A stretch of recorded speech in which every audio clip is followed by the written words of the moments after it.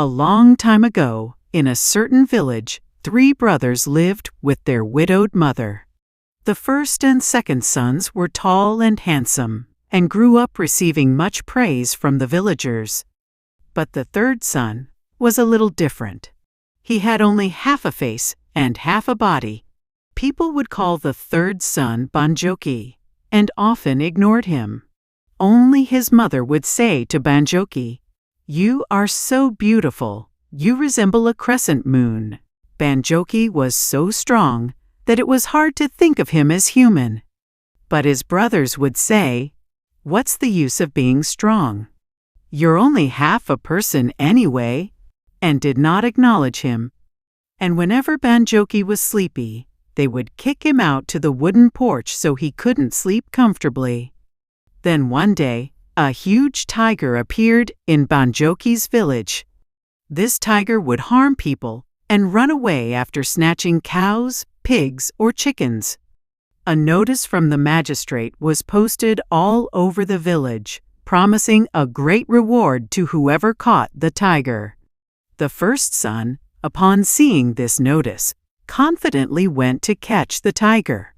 "I will capture the tiger with my handsome face," the first son thought. But even after wandering in the mountains all day, the tiger was nowhere to be seen. Then the night grew deep, and the first son decided to stay overnight at a secluded house in the mountains.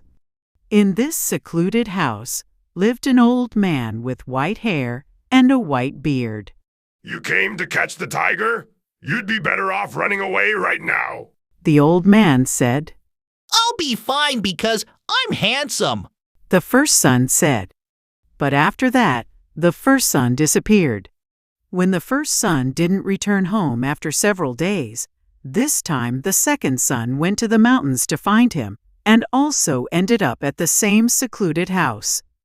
But this time, the second son disappeared.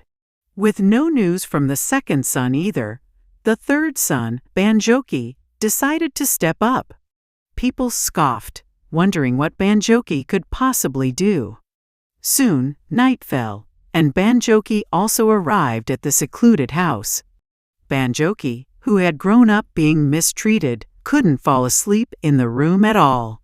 Banjoki went under the porch to sleep and happened to hear a strange sound.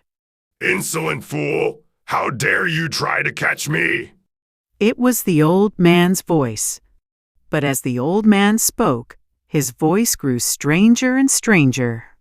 The old man of the secluded house was actually the tiger. "As long as I'm not hit right in the middle of my forehead, I can live for 10 million years," said the old man, now completely transformed into a tiger. Hearing this, Banjoki crawled out from under the porch.